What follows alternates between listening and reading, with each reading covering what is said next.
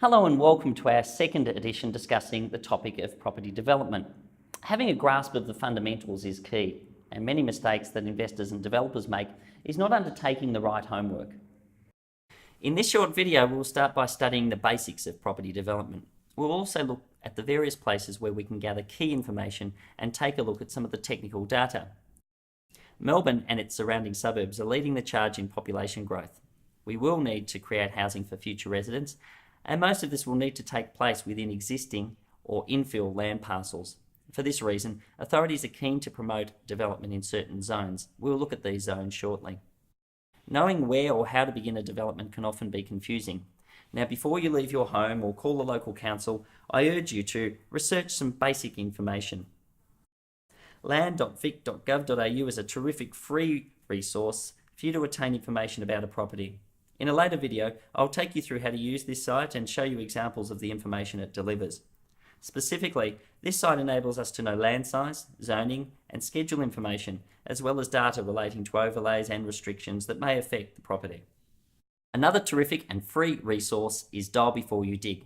Shortly, I'll be releasing another video to show you how to use this site. Dial Before You Dig enables us to view information relating to the location of services or assets, such as sewer pipes, gas pipes, stormwater services, and more. Most council websites offer a range of property development information. They will often describe the property development process for you and give you a list of fees that apply. It is often frustrating, though, to see that some of the most expensive costs are not revealed. It's these excessive fees and surprises that really do annoy many first-time developers. You're often best to call your local council directly to ask them about all the costs that will affect your development, particularly if you're looking to build 3 or more new homes. If you're looking to buy or you've retained your information from when you purchased, you will know about a Section 32 or vendor's statement. This document will provide you with key information regarding the title, covenants, and zoning information. We will look at these key components now.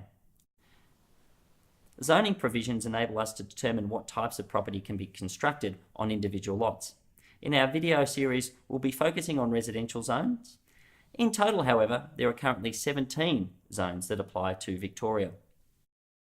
It's not important for you to know about the 17 zones. In fact, you only need to be aware of the one relating to your site. You should also be aware that within each of these zones there are further controls, often referred to as schedules. We will look at these in future videos. Easements greatly restrict what can be done on site. Within these easements, you will often find pipes and drains that service sewer and drainage for a number of adjoining properties. If an easement is shown on title, it's important to know how this will affect a future development. Whilst driveways, carports and garages may be built over easements, the main habitable part of the dwelling must not encroach over the parcel of land marked as an easement. A plan of subdivision, as is shown here, is shown on almost every title plan. In this example, lots 42, 43, 44 and 45 have an easement running along the rear of the property, and you'll notice the dotted lines. Whilst lot 41 is substantially affected by an easement running directly through the middle of the property. Properties with easements running through the middle of them create many challenges, and in some cases, easements will prevent multiple dwellings from even being constructed. Restrictive covenants prevent or restrict the use of that land. Covenant information is commonly shown on the title. A common restrictive covenant refers to a single dwelling, meaning that only one dwelling may be constructed on that land. Here we can see that this property is affected by a covenant whereby only a single dwelling can be constructed on the lot. Further, you will notice controls over fencing heights and rules over the removal of vegetation. You must be aware of any covenants that relate to your property. In Victoria, a majority of property is affected by covenants. Overlays can dramatically restrict what can be done on or within a property.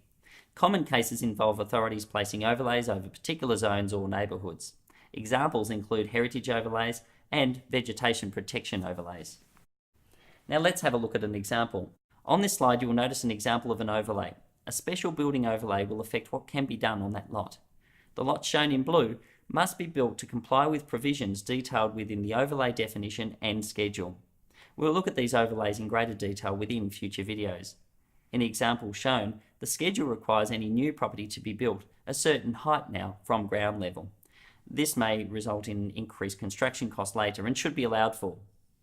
Further information has been compiled for you and is available for free. If you'd like a copy of this publication, simply write or phone us today.